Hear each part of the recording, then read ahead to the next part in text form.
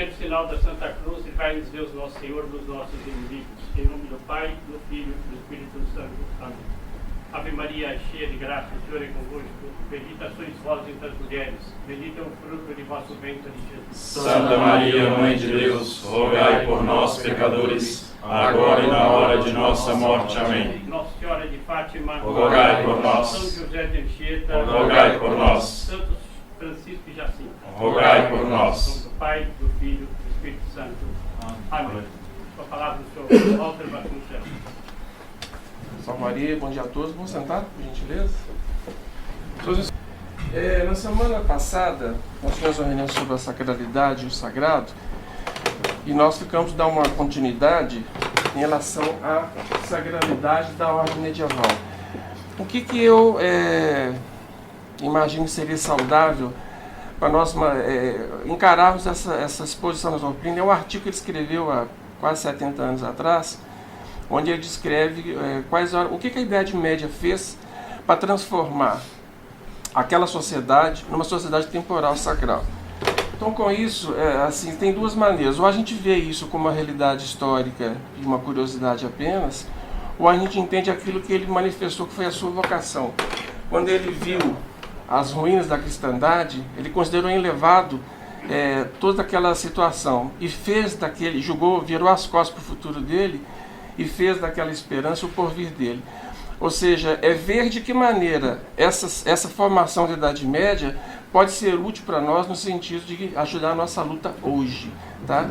Então a palavra que o senhor Marcos gosta muito, que é cogente, né? A gente sempre tem que procurar trazer as palavras do Dr. Plínio para que elas fiquem atuais e se adaptem à nossa luta em 2023. Esse é um quadro que foi pintado, é um quadro de uma reunião de São João de Jerusalém, a Ordem de São João de Jerusalém, alguns séculos depois, mas vocês percebem que o Dr. Plínio tem uma reunião onde ele descreve essa cena com muito fulgor. Então também, assim como na semana passada aconselhei que algumas coisas os senhores vissem, a própria descrição do Dr. Plínio, que é muito rica, mas vocês percebem que quando a gente fala de sacralidade, considerem no seu imaginário qualquer reunião hoje que a gente tem na empresa, qualquer reunião que a gente tem, imagina uma agremiação do partido político, do próprio PT, a balbúrdia, a falta de hierarquia, o igualitarismo. E vocês percebem dessa imagem, o pintor foi muito feliz pelos tons que ele escolheu, a luz entra da esquerda para a direita, ilumina uma cena onde os cavaleiros estão todos compenetrados, esperando quais são os ditames do grão-mestre que vai ser dito.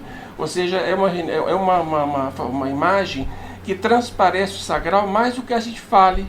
Aquele sagrado embutido nas coisas, que nós comentamos na semana passada, está presente ali. Então, assim, psicologicamente, quando a gente vê essas coisas, elas falam mais do que as próprias palavras. E foi que na semana passada nós procuramos demonstrar, né, com bastante imagem, o que era a sacralidade, que é o sagrado nas coisas.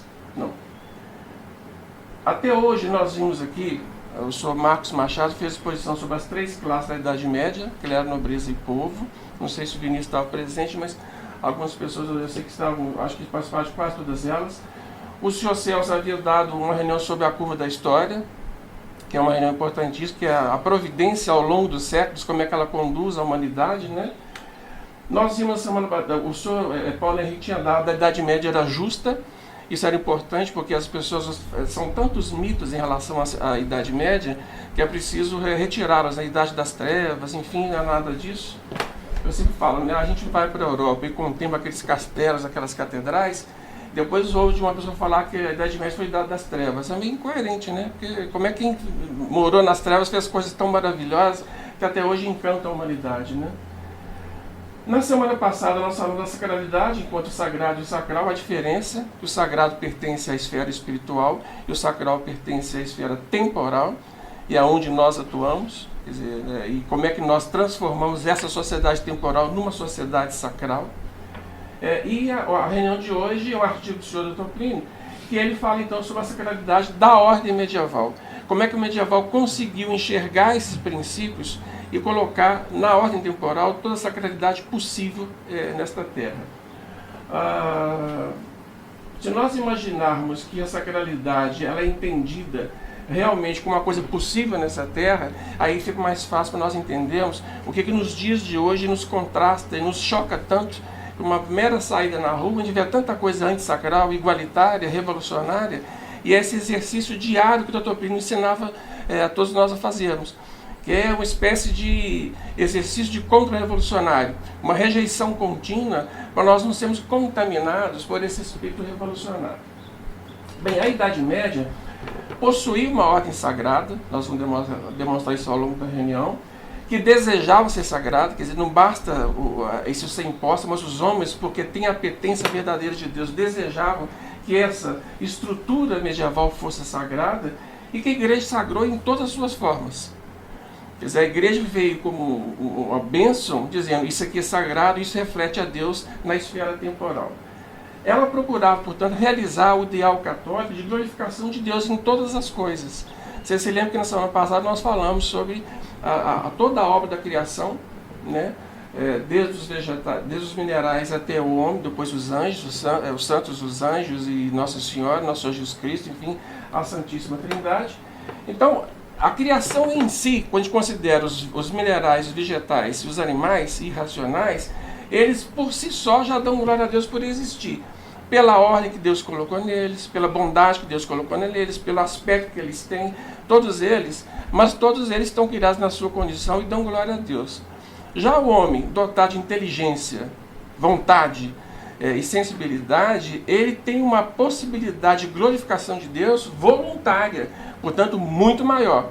E essa compreensão que o medieval tinha, que voluntariamente ele queria, ele aspirava a uma sociedade que fosse absolutamente sacral. E aí a frase do Dr. Plínio, além dessa glorificação natural e voluntária que existe em toda a obra da criação, é preciso que a sociedade, enquanto tal, ela também revele e glorifique a Deus em toda a sua estrutura, conformando a sua lei e o seu espírito. Né? Está indo bem? Qualquer dúvida pode me perguntar, meus caros, não se preocupe. Então, uma frase do Dr. Plínio, ela resume, nesse primeiro momento, essa ideia dele. A Idade Média era sacral, porque realizava essa glorificação de Deus em toda a sua estrutura, em todas as suas instituições, todas as suas leis, todos os seus costumes. Ela desejava dar glória a Deus em seu momento histórico, mas não apenas naquele momento histórico. Ela queria que todas as demais idades históricas que viessem após a Idade Média também glorificassem a Deus. Não era plano da Idade Média que elas decaísse, que ela continuasse e fosse de esplendor em esplendor, de perfeição em perfeição, até chegar àquilo que nós podemos imaginar que seria o céu na terra, né, se fosse possível. Aí vem a reunião social, nesse aspecto é muito arquitetônica, que são as curvas da história. Nós vivemos um momento de flexão máxima, vamos dizer, de chegar nas profundidades mais terríveis das coisas abissais e absurdas que nós estamos vivendo nos dias de hoje. Então é um momento de, arquitetonicamente falando, que a inflexão agora, que nós chamamos a promessa anunciada por Nossa Senhora em Fátima do Reino de Maria, é quando ela prometeu que já existe a promessa perene da igreja que as portas do inferno não prevalecerão contra ela. Mas Nossa Senhora veio confirmar isso, que apesar dessa crise tremenda que nós estamos vivendo, ela vencerá, o seu Imaculado Coração triunfará. Para nós irmos passo a passo, vamos primeiro tratar aqui do Dr. Plínio de uma civilização católica. A gente não está nem falando da civilização católica sacral, mas enquanto os princípios que norteiam uma civilização católica.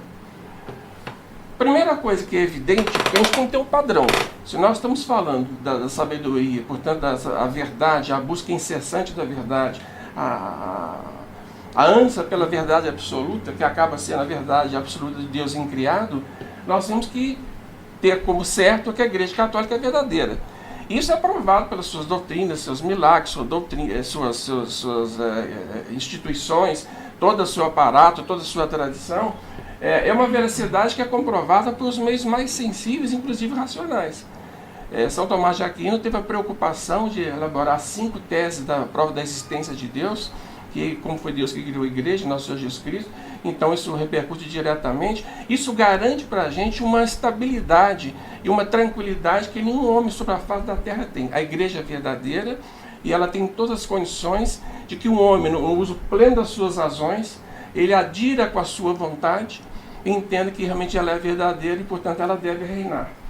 A negação disso envolve, cada caso é um caso, uma dose maior ou menor de má fé, porque a pessoa, circunstancialmente, nós estamos dizendo, cada caso é um caso. Você imagina uma pessoa que nasce, por exemplo, no Oriente, sob o influxo do muçulmano e não tem a convivência com quem é católico. Por isso que a igreja sempre foi católica apostólica, que faz parte do que Nosso Senhor passou para os seus apóstolos. Nós queremos evangelizarmos o mundo. Essa é a verdadeira missão que nós temos.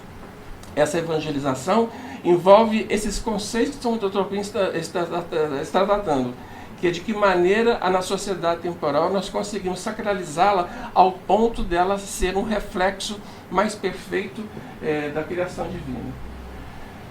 Nesse caso, então, a civilização terá verdadeiramente um progresso quando ela aproxima o homem do seu fim último. Olha, qual que é o nosso fim primeiro e último, nós diríamos? O homem é feito para amar, conhecer, amar a Deus, glorificá-lo e depois gozá-lo eternamente no céu. Esse é o nosso chamado fim último, nosso fim absoluto. Mas o homem também tem seus fins secundários. Nós somos sobreviventes, nós comemos, nós vestimos, nós temos necessidade de casa, de abrigo. Então, quando a sociedade tem esse progresso e considera o homem o seu fim último, ela não se esquece, porque isso é uma coisa que os protestantes costumam dizer muito, que o verdadeiro desenvolvimento só acontece na sociedade protestante, porque o católico pensa no céu e ele desconsidera a realidade material. Isso não é verdade. Já visto aí tudo que a gente conhece da civilização cristã que foi construída, né? Então ela também ajuda e melhora as condições de vida, de estudo, de trabalho para todos os homens. O direito fundado nos 10 mandamentos contém a lei natural. Todo homem nasce embutido na sua alma com essa ideia de que não matar, não roubar são coisas que ele não pode fazer. Ele tem um senso dentro do seu próprio ser que ele diz que essas coisas não são convenientes. Ora, vem a lei legislada pelos homens e confirma a lei natural. Ou seja, dá a base para a sociedade construir sobre base firme, entendeu? Porque a lei, a base é natural, é uma sociedade justa. A sociedade que o acata produz uma ordem humana ideal. Vocês imaginam, uma sociedade. Por que nós temos hoje, qual que é o drama dessa nossa civilização? Contornar os problemas de homicídio, de suicídio, feminicídio, sei lá mais o que vão criando por aí, prescindindo dos valores morais. Se o homem não é incitado continuamente a atingir a sua perfeição, como é que ele vai segurar seus instintos baixos, entendeu? E não matar, e não roubar, e não ser corrupto, e não cobiçar a mulher alheia, enfim. É impossível imaginar uma civilização ideal se o homem não tem consciência de que, primeiramente, ele tem que ser santo. Ele tem que procurar a sua perfeição, dominar aquilo que os santos sempre disseram, né? Lutar contra os seus instintos constantes em rebeldia, porque essa é a nossa luta contínua. Como ele citou civilização, ele já define logo o conceito. A civilização, portanto, é a disposição de todas as coisas segundo a sua natureza. Você vê com a sociedade que se apoia na lei natural, na lei divina e constrói um decálogo, todo o seu processo legislativo em cima das leis católicas, obviamente ele está fazendo as coisas segundo a sua natureza. Por que o aborto é um crime? Porque ele é contra a natureza. Por que o incentivo ao suicídio e eutanásia é um crime? Porque é contra a natureza. E assim por diante. Então, mais uma vez a gente reafirma, a sociedade está fadada ao seu natural fracasso porque ela viola um princípio básico. Homem casar com homem viola a natureza das coisas. Então é impossível que isso vá dar certo.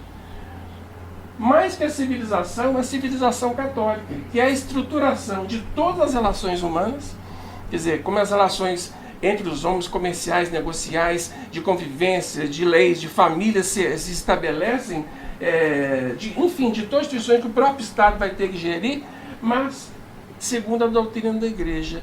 Isso que o Dr. Plínio falou, vocês vão ver mais à frente, que é a chamada, o último Papa dos grandes papas da Idade Média foi Bonifácio VIII. Você deve se lembrar disso. E ele, numa bula, chama Una Santa, ele descreveu essa ordem ideal, baseada no direito natural, como condição de uma civilização com verdadeiro progresso. Agora nós já vamos mais especificamente ver como é que a Idade Média conseguiu sacralizar essa ordem temporal. As relações entre a Igreja e o Estado da Idade Média eram mais ou menos como o Sol, como o corpo e nossa alma. Nós somos compostos de corpo e alma, mas a nossa alma é superior ao nosso corpo.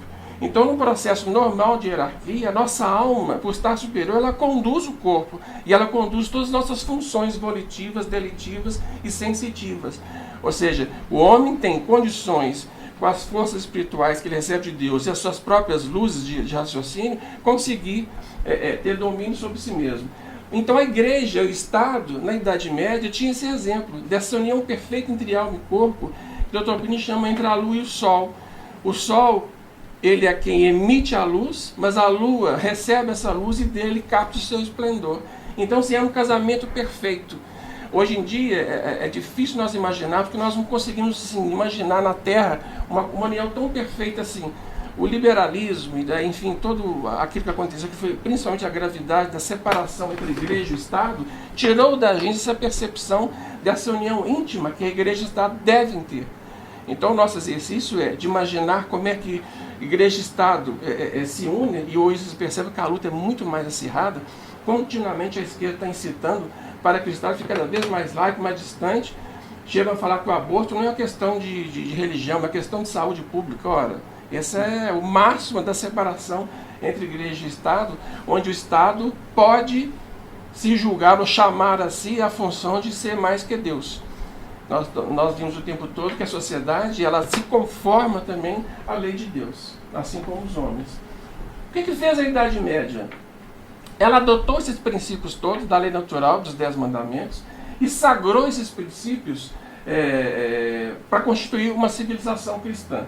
A lei ainda era o direito romano, que inegavelmente o direito romano legou para a posteridade, assim como a Grécia legou a filosofia, assim como a Roma legou a questão dos exércitos, legou também a questão do direito. Então o direito foi depurado, aquilo que não era costume mais pagão, e transformado, segundo o Decálogo, numa lei que fosse factível e fosse agradável a Deus e possível a todos os homens. Mas os bons costumes.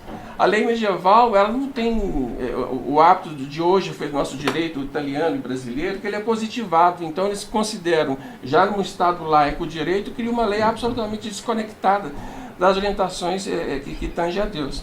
Então, os bons costumes, chamado em direito consuetudinário, é você sacramentar aquele uso de lei que a tradição diz que ela é boa. Ao longo dos séculos, por exemplo, a igreja nunca disse que o suicídio é um pecado que a pessoa vai para o inferno, mas a tradição confirma que o suicídio ele é um pecado mortal, que a pessoa, infelizmente, se não for uma graça especial, ela não se salvará. Isso é o direito consuetudinário.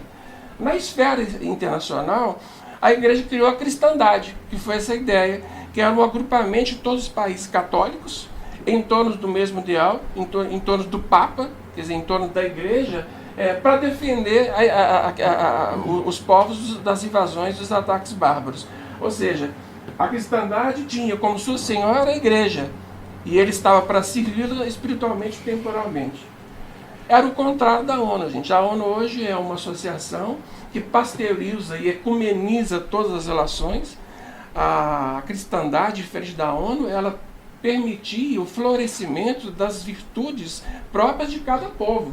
Então você pega os franceses, os bretões, os italianos, enfim, todas aquelas onde tinham reis católicos, que as potencialidades desse povo eram todas completamente desenvolvidas, tinham autonomia. E quando se reuniam para um objetivo comum, o objetivo era defender a cristandade. E não, como é hoje uma ONU que, de uma relação laica, ecumênica, transforma os homens todos e sujeita eles a uma autoridade única que desconsidera, enfim, todas as realidades e as riquezas locais. Pois não.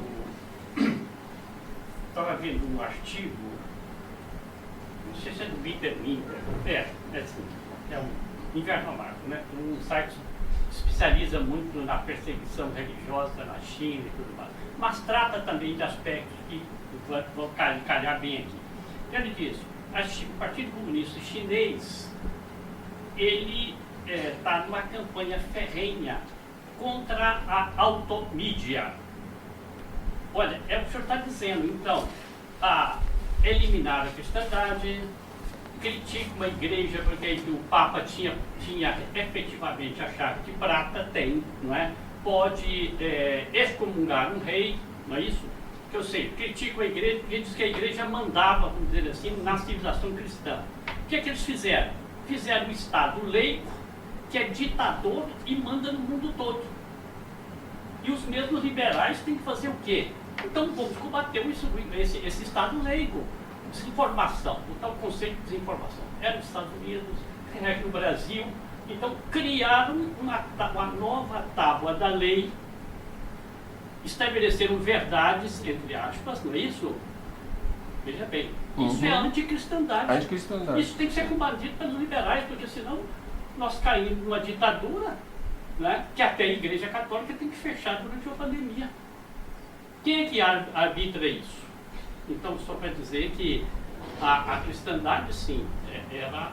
A intervenção é perfeita, né? Você tem hoje um organismo que dita normas contrárias a tudo que nós acabamos de ver, né? Ao direito natural, aos 10 mandamentos, à doutrina do Evangelho, porque são ditames que se baseiam numa necessidade que eles chamam de global, mas que tem muito mais a ver com a anti-igreja do que com a igreja verdadeira. Eu acho que quem viveu a pandemia como nós sabe, isso está plangente, né? Porque de repente o mundo inteiro subjugado por uma ordem emitida por um organismo que diz: vocês agora têm que ficar em casa usando máscara e acabou a vida em comum. Quer dizer, o prejuízo, a gente não consegue nem imaginar, mas até hoje, como as pessoas estão sentindo, está cheio de doença por aí, gente morrendo, em função dessa privação tremenda que a humanidade teve que passar. Como é que a Idade Média fez? Se lembra que nós começamos a falar da doutrina católica, depois nós passamos à sociedade sacral, agora nós vamos ver como é que a Idade Média fez, traduziu toda essa questão na constituição da sociedade.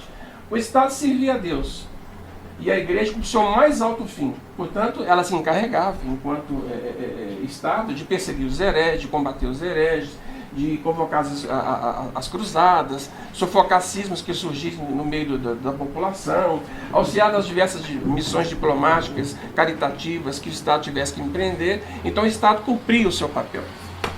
A Igreja cuidava da salvação das almas e essa é a sua esfera exclusiva. Assim como o Estado tinha a sua esfera exclusiva, que era organizar o Estado para que as pessoas tivessem o seu bem-estar. É preciso, isso é outro erro que deve ser combatido, que as pessoas na civilização católica não gostam de bem-estar. O homem sem bem-estar mínimo, ele não tem condições de exercer a sua própria salvação, porque a preocupação dele e o clima de insatisfação, de revolta, outro aspecto. Eu me lembro de lendo Santo Inácio de Loyola, ele falava que as maiores preocupações que ele tinha era garantir para os seus discípulos um estudo gratuito e uma manutenção das suas questões básicas, alimentação, para que eles pudessem se preocupar só com as coisas de Deus. Então, assim, essa preocupação a Igreja sempre teve, né? Nas questões mistas, quer dizer, que envolvia Estado e a Igreja ao mesmo tempo, a última palavra sempre seria da Igreja, principalmente quando envolvia uma questão de pecado, entendeu? Ou uma afronta à doutrina. Então ela interferia nisso, mas o Estado tinha sua autonomia. Por que isso? Porque ambos, tanto Estado quanto pessoas, estão sujeitas ao juízo moral da Igreja, ou seja, tantas as instituições estão subordinadas a Deus. E mais ainda, aqui realmente o Estado era chamado de protetor dos pobres, não como é hoje essa filosofia errônea que, em função da defesa dos pobres, se acaba com a classe dos ricos. Não é isso, né? Mas o pobre, realmente, a Igreja estimulava a caridade, e não a solidariedade, como a gente vê hoje, imposta, que era a caridade nascida do amor de Deus. É por amor a Deus que se ajuda o próximo. É diferente a situação. Então, a Igreja, o Estado realmente tinha essa função. O rei era visto como o pai dos pobres. Ele era o tutor geral da nação e assim ele era amado e respeitado. A Igreja, por mais que olha só a coisa mais curiosa, ela protegia inclusive os judeus, que eram aqueles que guardavam a palavra divina. Então os judeus tinham direito à moradia, ao seu bairro, mas existiam algumas normas. Por exemplo, eles podiam ter uma sinagoga, mas a sinagoga não poderia ser maior do que a igreja católica daquela cidade. Eles não poderiam. Nossa igreja era muito cerimoniosa, mas ela jamais partiu para a exterminação dos judeus. Ela respeitava o judeu enquanto povo escolhido e queria que o judeu realmente se convertesse e voltasse para o seio da igreja. Essa regalia não se aplicava aos hereges, porque o herege era considerado uma pessoa sem nação, ele é fora da lei, era um estrangeiro. Então, mesmo assim, a igreja tinha um cuidado, a igreja nunca obrigou ninguém a ser católico. E são certas maldades que contam sobre a Idade Média. A pessoa que era herege ia para a fogueira, as bruxas eram queimadas. Havia todo um processo inquisitório, onde a igreja tentava de tudo, o Estado tentava de tudo. Porque a igreja confiava ao Estado a execução da pena, mas ela, enquanto igreja, estava preocupada com a salvação da alma. Não sei se o pessoal tem a clara ideia do que é herege. Porque herege é alguém que estava na igreja e que tenta, dentro da igreja, pregar uma doutrina errada. Então a heresia nasce dentro da igreja.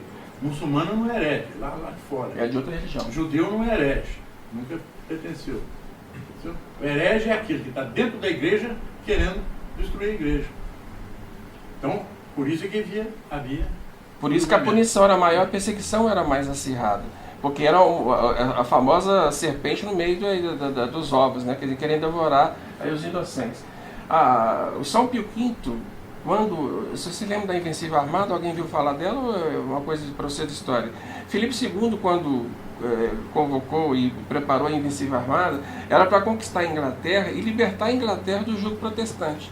E São Pio V, que era o Papa da época, o famoso Papa de Lepanto, ele tinha emitido uma bula que tinha várias cópias na Invencível Armada, destituindo a Isabel do trono por ilegitimidade e por heresia. É o que o senhor Celso acabou de falar. Ela tinha sido católica, o padrasto dela, pai dela, não sei como chama, não é pai mesmo, rei coitado, né? Enfim, se tornou herege e ela também. E fez todo esse malefício que a gente sabe que o protestantismo, o anglicanismo causou à Inglaterra, né? Bem, ali que eu já falei, ninguém era obrigado a ser católico. Por que existia esse tipo de organização? As pessoas tinham na cabeça o que nós chamamos de princípio monárquico. Quer dizer, no universo já é um princípio filosófico, tudo tende, se reduz à unidade. Nós consideramos o mar enquanto unidade é um só, mas ele é composto de pequenas gotículas de água que juntas dão aquele oceano inteiro. Mas ele tem uma unidade que nós chamamos de mar, né? Então há na natureza a tendência das coisas para se agregar aquilo que é perfeito ao mais perfeito que ela mesma. Então você cria uma hierarquia de escala de perfeições, onde o perfeito está sempre procurando o mais perfeito, até chegar ao sumo da perfeição, que seria Nosso Senhor Jesus Cristo, quer dizer, o perfeitíssimo. Então isso que é um princípio que existe na nossa própria alma, na Idade Média, por querer ter essa similaridade e esse anseio, eles pediam a figura de um monarca que representasse para toda a sociedade o ideal de rei católico, o ideal de rei ou de imperador católico. Por isso que esse princípio monárquico, onde a tendência de todo subordinado ao mais perfeito, que é o monarca, era uma coisa que existe na Idade Média com tranquilidade. Você se lembra que na própria Revolução e Contra-Revolução, o doutor Pino defende as palavras do Papa, que qualquer sistema de governo é legítimo, desde que todos eles atendam ao fim social, mas que a monarquia o atende melhor pela conformidade dessa estrutura de hierarquia, que é conforme a hierarquia da própria criação posta por Deus no universo. Papa Pio XII, quando conceitua a democracia como forma legítima de governo, ele diz que na verdadeira democracia as elites não podem ser decapitadas. Portanto, a democracia não é uma forma de governo da igualdade, onde todo mundo é peãozinho. Porque isso aí o que é? Isso é o plano da Revolução Universal. Ou seja, o governo democrático, como o governo democrático, ela comporta essa desigualdade. E se ela atentar contra isso, ela atenta contra a lei natural. E nós vamos dizer, né, República Democrática do Congo, República Democrática, os comunistas todos aí... São democráticos, né? Na linguagem deles, né? Mas entendem nesse sentido, no sentido nivelador. Ou seja, na Idade Média, porque ela estava retamente ordenada, ela estava baseada no direito natural, no decálogo, nos mandamentos da lei de Deus, e ela sacralizava as suas instituições, ela havia essa tendência que redundava na aspiração por um monarca. Olha que a palavra aspiração é a coisa mais nobre que nós podemos sentir, né? A gente aspira por uma coisa, deseja tanto que ela tem que se tornar real. Semelhante à igreja que tinha o Papa, que era o chefe máximo, né? Então o Sacro Império, que foi uma criação da cristandade, o Sacro Império foi constituída a cristandade, toda a organização dos povos católicos, o imperador do Sacro Império tinha função de, quando tinha, por exemplo, a invasão muçulmana, reunir todos os países católicos para poder ir lutar contra os muçulmanos, como foi o caso de Lepanto, por exemplo, em 1571.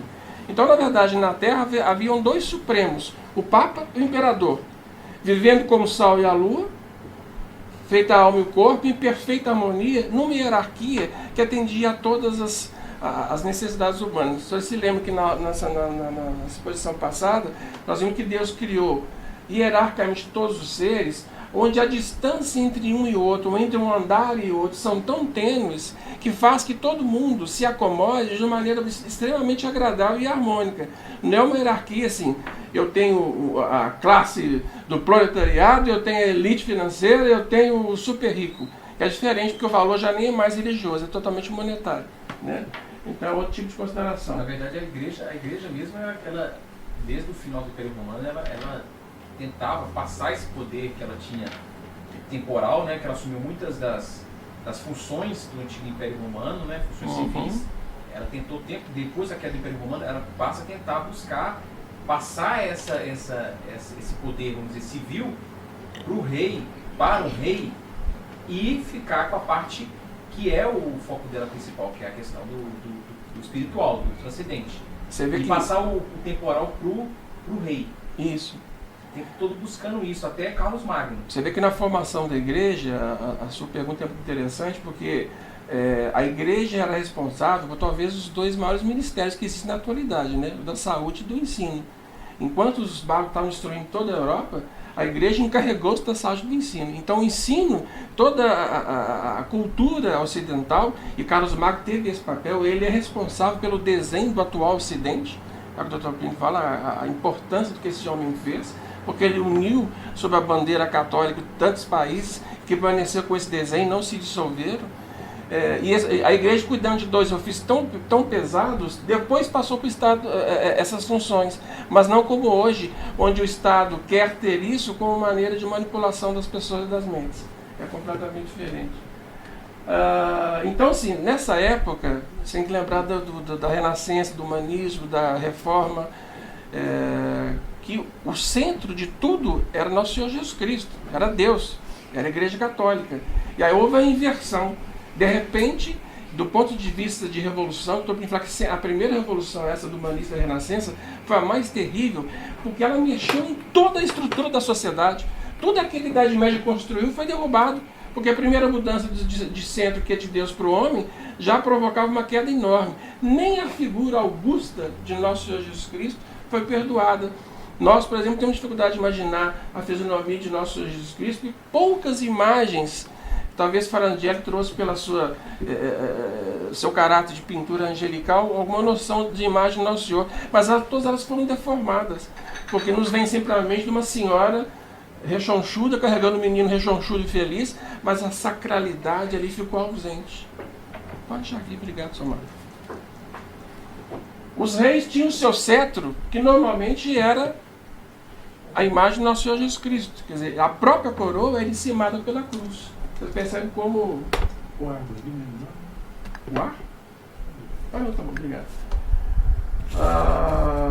Os reis eram ungidos e nominados pelo Papa. Você se lembra que o rei da França era chamado rei cristianíssimo, os reis da Espanha chamados de reis católicos, os reis de Portugal chamados de reis fidelíssimos, o rei da Inglaterra chamado de defensor da fé.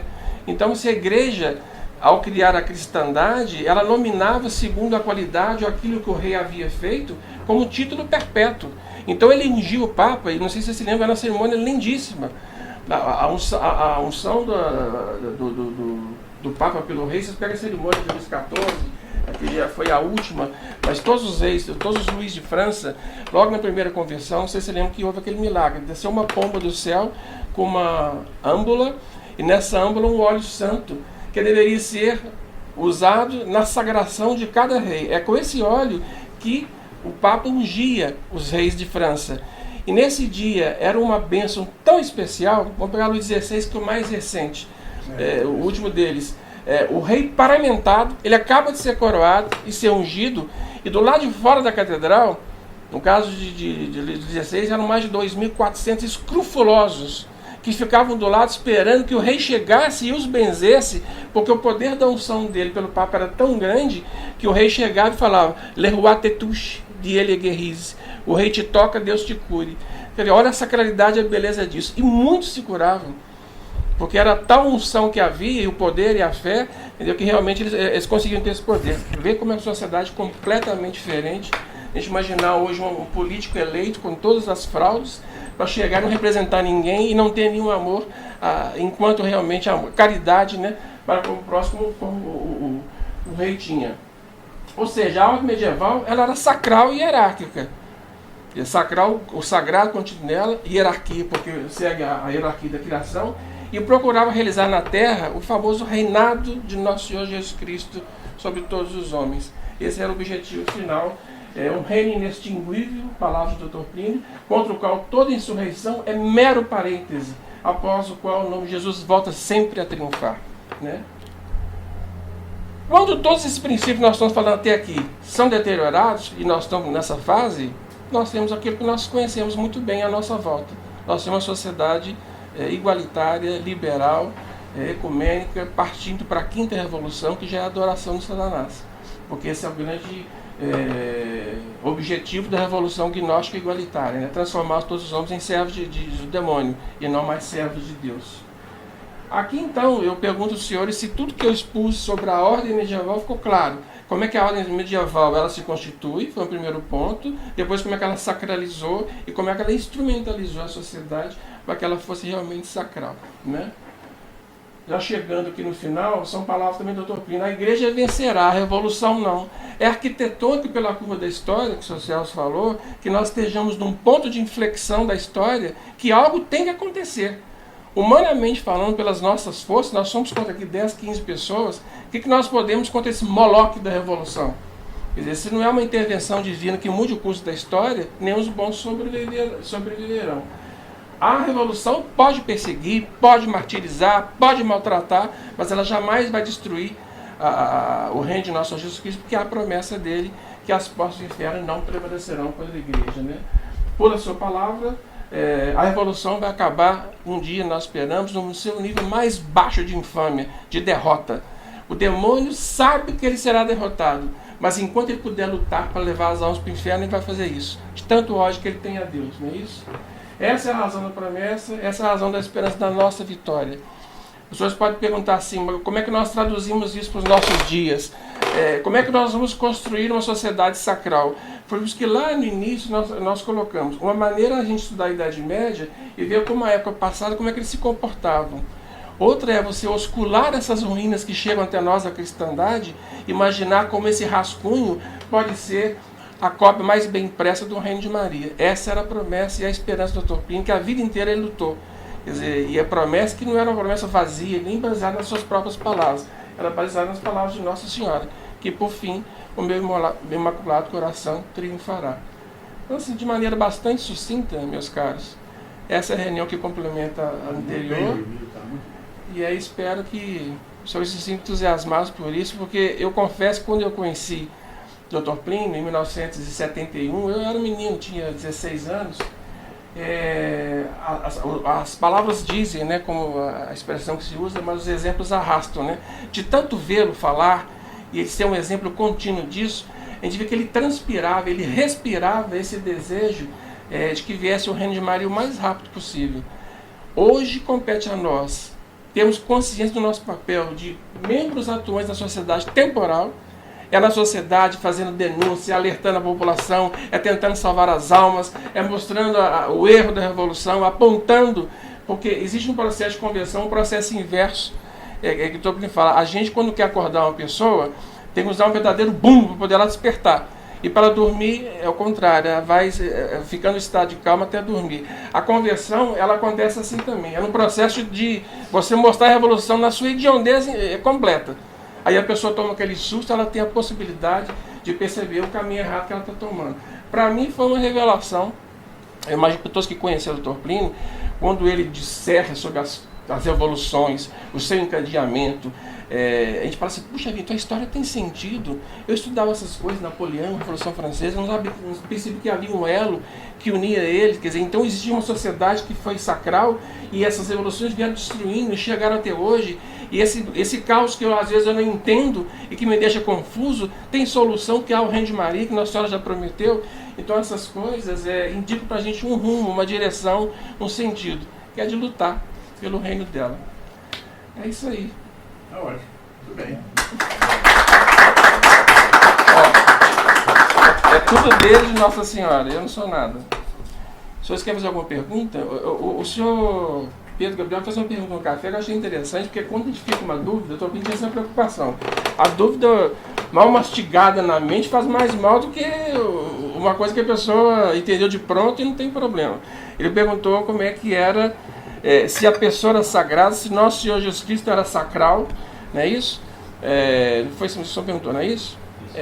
Então, assim, essas dúvidas elas são importantes. Aí eu tenho uma frase que o próprio Toplino diz: o preço da sacralidade é eterna vigilância. Você que está vigiando continuamente para você conquistar a sacralidade. Mas o prêmio da sacralidade é a sabedoria, que é atingir esse grau de amor à verdade, amor à ortodoxia da igreja, da civilização cristã, de uma tal maneira que isso te transforme, te transcenda. Você é consumido por esse fogo, que é o fogo que tinha São Luís Maria de Montfort. Então, se Nosso Senhor é sacral, ele era a sacralidade, porque tinha a sacralidade em grau infinito. Ele não é verdade, ele não tem verdade, ele é a verdade. Ele não tem pureza, ele é a pureza. São todas as virtudes em grau infinito, né? Então, a sacralidade também, ela é uma virtude, sim, a ser conquistada, que é esse olhar especial de ver a Deus na criação, aonde a expressão sobre a aventura, essa escada que a gente vai percorrendo até chegar a Ele, desde os seres mais ínfimos até o ser mais perfeito. Pelo sinal da Santa Cruz, livrai-nos Deus Nosso Senhor dos nossos inimigos. Em nome do Pai, do Filho e do Espírito Santo. Amém. Ave Maria, cheia de graça, o Senhor é convosco. Bendita sois vós entre as mulheres. Bendito é o fruto de vosso ventre, Jesus. Santa Maria, Mãe de Deus, rogai por nós, pecadores, agora e na hora de nossa morte. Amém. Nossa Senhora de Fátima, rogai por nós. São José de Anchieta, Rogai por nós. Santos Francisco e Jacinto, Rogai por nós.